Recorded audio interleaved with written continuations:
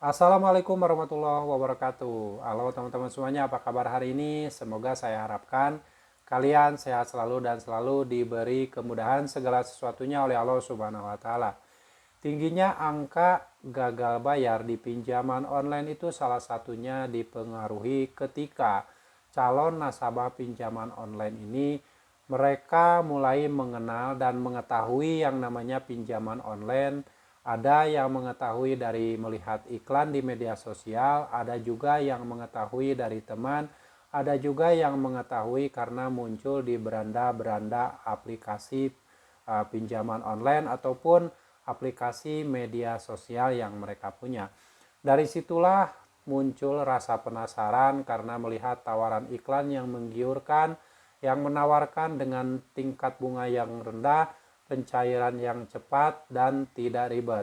Itu kebanyakan mereka ingin berusaha untuk mencoba dan ingin mengetahui bagaimana sehingga mereka mencoba untuk mengajukan pinjaman uang di pinjaman online.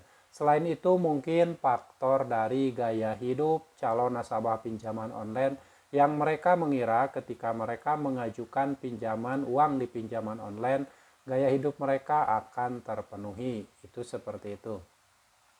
Tanpa mereka memikirkan resiko-resiko yang akan terjadi di kemudian hari karena ketidakpahaman akan aturan-aturan yang ditetapkan oleh pinjaman online tersebut.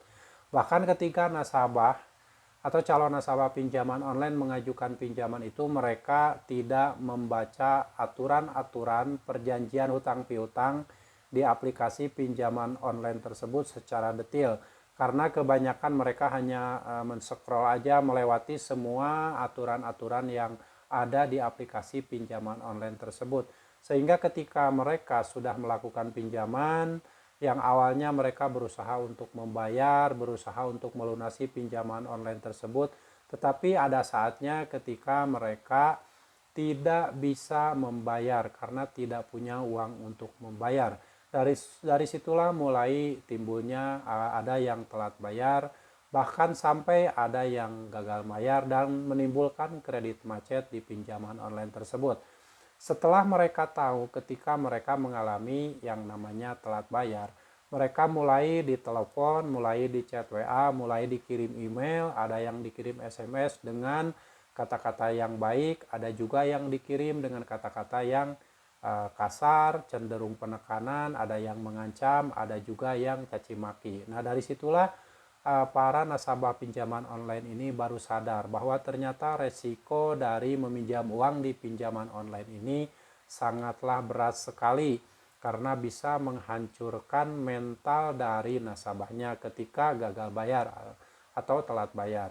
Nah, buat teman-teman yang saat ini mungkin ada yang belum tahu tentang aturan-aturan yang ada di pinjaman online, sebaiknya kalian ketika melakukan pinjaman di pinjaman online itu, sebelum kalian menyetujui semua yang dianjurkan, yang disarankan oleh perusahaan pinjaman online tersebut, ada baiknya kalian membaca dulu aturan dan perjanjian hutang piutang yang ada di pinjaman online tersebut, terutama masalah persentase bunga dan denda yang akan diterapkan ketika kalian telat bayar atau bahkan gagal bayar. Sehingga dengan seperti itu kalian akan berpikir dua kali, akan berpikir beratus-ratus kali untuk melakukan pinjaman uang di pinjaman online. Karena kalau kalian hanya memikirkan mendapatkan uang yang instan, hanya dalam hitungan menit sudah bisa dicairkan, sudah bisa mendapatkan uang segar, dan kalian tanpa memikirkan segala resiko yang mungkin timbul di kemudian hari ketika kalian terlilit hutang dan ketika kalian tidak bisa lagi membayar hutang-hutang kalian tersebut. Nah, hal ini sangat diperlukan dari awal antisipasi agar kalian suatu saat nanti ketika kalian mengalami kesulitan dan tidak bisa membayar pinjaman online, kalian sudah paham aturan-aturan perjanjian hutang piutang yang ada di pinjaman online tersebut, terutama masalah persentase bunga dan denda yang diterapkan ketika kalian telat bayar di aplikasi pinjaman online.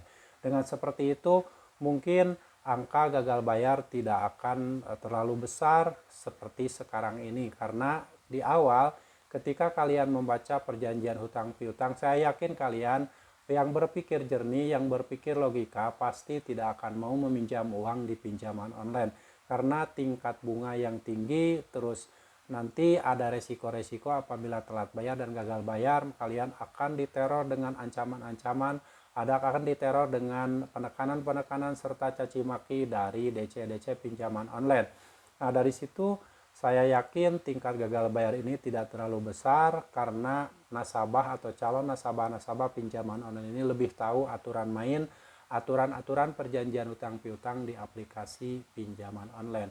Nah, penyebab yang mengakibatkan tingginya angka gagal bayar ini yaitu karena dari awal banyak nasabah mayoritas tidak mengetahui peraturan-peraturan, tidak mengetahui perjanjian-perjanjian hutang piutang yang ada di pinjaman online.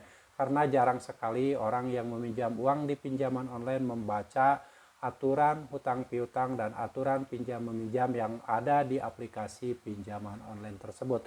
Dari situlah pemahamannya kurang sehingga mereka tidak memikirkan akan adanya risiko yang dihadapi ketika telat bayar dan gagal bayar di aplikasi pinjaman online. Jadi saya sarankan buat teman-teman semuanya yang saat ini mungkin ada yang belum pernah meminjam uang di pinjaman online, ada yang betul-betul sama sekali tidak mengenal pinjaman online dan baru melihat iklan-iklan yang ditawarkan oleh pinjaman online. Saya selalu menyarankan jangan sampai kalian berusaha untuk meminjam uang di pinjaman online, karena apabila kalian tidak paham dengan aturan-aturannya, tidak paham dengan aturan utang piutang yang ada di aplikasi pinjaman online tersebut, saya khawatir kalian nanti akan terjebak dalam lingkaran hutang yang sulit untuk dilunasi.